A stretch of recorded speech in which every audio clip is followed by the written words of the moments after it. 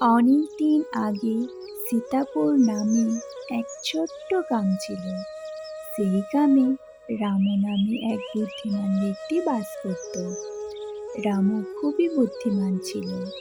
ও সবসময় সকলকে সময়ের গুরুত্ব বোঝানোর চেষ্টা করত, কিন্তু সকলে রামুর কথায় গুরুত্ব দিত না। একদিন রামু গ্রামবাসীকে এক ছোট্ট কাহিনী শোনায়। রামু বলে, শোনো গ্রামবাসীরা, আজ আমি তোমাদের এক ছোট্ট কাহিনী শোনাবো।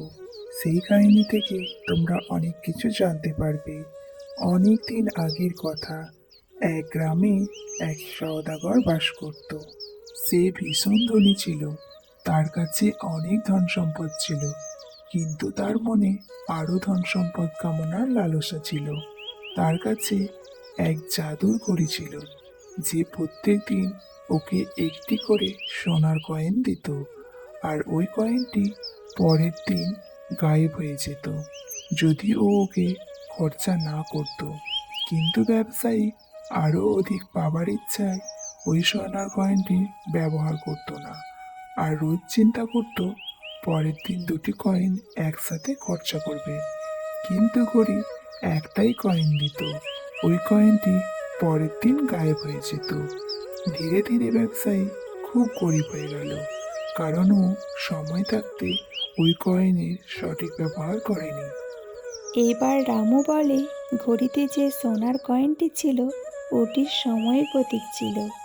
যেমন ব্যবসায়ী ওই কয়েনটির গুরুত্ব বোঝেনি, তেমনি আমাদের মধ্যে অনেকেই আছে যে সময়ের গুরুত্ব না বুঝে তাকে বরবাদ করে দেয়। গ্রামবাসীরা রামুর কাহিনী থেকে শিক্ষা নেয়, আর তারা সময়কে সঠিক কাজে ব্যবহার করা শুরু করে দেয়।